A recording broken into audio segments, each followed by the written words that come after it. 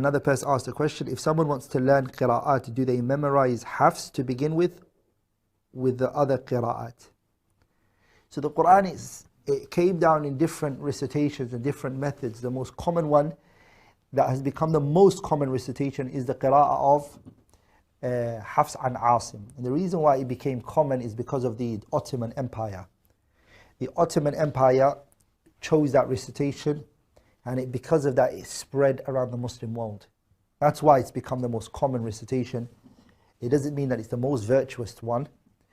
And there are 7 that people know of, and 3 more which people generally don't actually know of. 7 which Imam 𝗕𝗲𝗵 mentions in his 𝗪𝗁𝘁𝗀𝗵 when he said, 𝗪𝗲𝗿𝗵𝗵 عَنَّا أَئِمَّةً لَنَا نَقَلُوا الْقُرْآنَ عَذْبًا وَسَلْسَالًا فَمِنْهُمْ بُدُورٌ سَبْعَةٌ قَدْ تَوَسَّطَتْ سَمَاءَ الْعُلَى وَالْعَادْلِ زُهْرًا وَكُمَّلًا. And then he mentions all of the 7 of those qurra. And from those 7 reciters, there's one of the Kufi reciters from Kufa. His name is Asim ibn Abi Najud, also known as Asim ibn 𝗵𝗿𝗍. Okay? And they say 𝗵𝗍𝗍 it was named after his mother.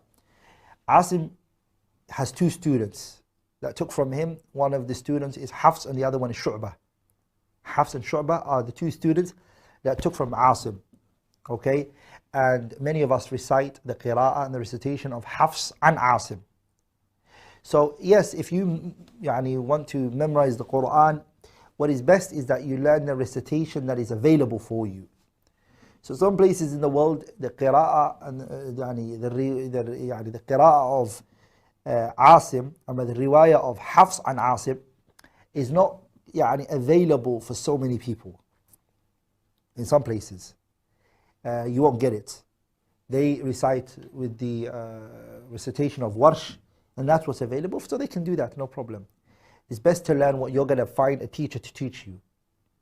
Okay? But once a person finishes Hafs, then it makes more sense to do 𝗪𝗏, because they both took from the Shaykh with the slight differences.